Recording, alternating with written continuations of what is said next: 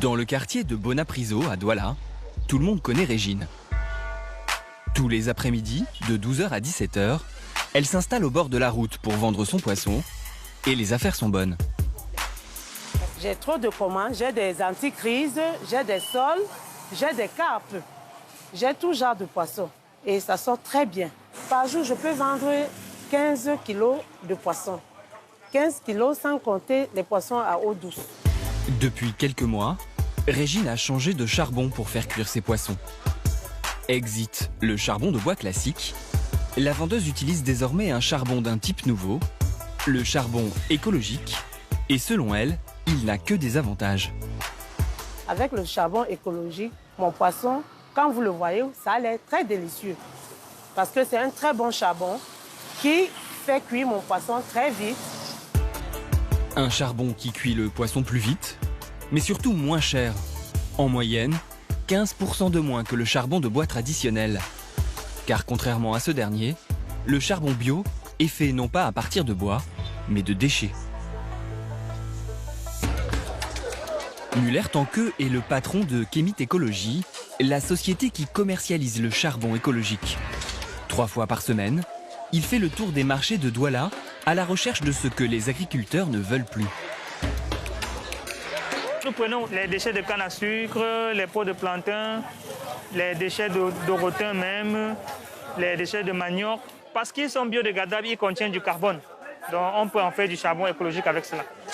Ces déchets agricoles constituent la matière première du charbon écologique. Une matière première pour laquelle la start-up ne paye pas un centime. Les populations apprécient le service de la collecte et c'est un déchet pour elles. On vient nettoyer leur espace. Habituellement, ils payent les pousseurs pour ramasser, aller verser à peut-être 1,5 km dans le bac à ordures. C'est une dépense supplémentaire pour eux. Et vous faites ça gratuitement? Non, on fait ça gratuitement. C'est parce que la matière première est gratuite que le prix du charbon final est aussi moins cher par rapport au charbon de bois. Après la récolte, direction l'atelier de la start-up pour la fabrication. La première étape pour transformer ces déchets en charbon, c'est le tri de la matière première.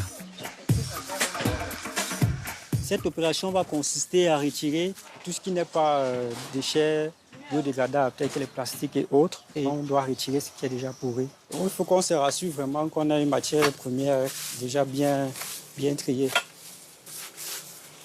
Parce que ces impuretés vont influencer lors du processus de transformation. Une fois les déchets séchés, ils sont transportés dans l'atelier pour être chauffés à haute température. C'est la carbonisation. Durant ce processus, la matière est décomposée et on obtient le carbone. Et c'est ce carbone qui sera indispensable pour la suite du processus. Le produit que nous devions obtenir à la fin, c'est du carbone. La poudre sera ensuite mélangée à de l'amidon de manioc, puis compressée avant d'être empaquetée. Ici, la production est entièrement artisanale. Nous produisons en moyenne 15 tonnes de charbon écologique chaque mois, ce qui donne par jour à peu près 500 kg de charbon écologique. Cela implique que nous transformons en moyenne 240 tonnes de matière première chaque mois pour avoir ces 15 tonnes de charbon écologique. Ces 15 tonnes de charbon ne resteront pas à l'usine très longtemps. L'entreprise fonctionne en flux tendu et peine à répondre à la demande. Dans le jargon écologique, les projets qui réussissent à dégager une petite marge comme les nôtres sont des projets vraiment extraterrestres dans le jargon. Parce que les projets écologiques demandent beaucoup d'investissement pour très peu de marge et sur une longue période, en moyenne 10 ans. Et nous sommes seulement à la 6e année, nous commençons déjà à faire des marges. Et dans le cadre de l'extension de l'activité, nous aurons encore à faire plus de marge même parce qu'il y a des commandes jusqu'à l'international.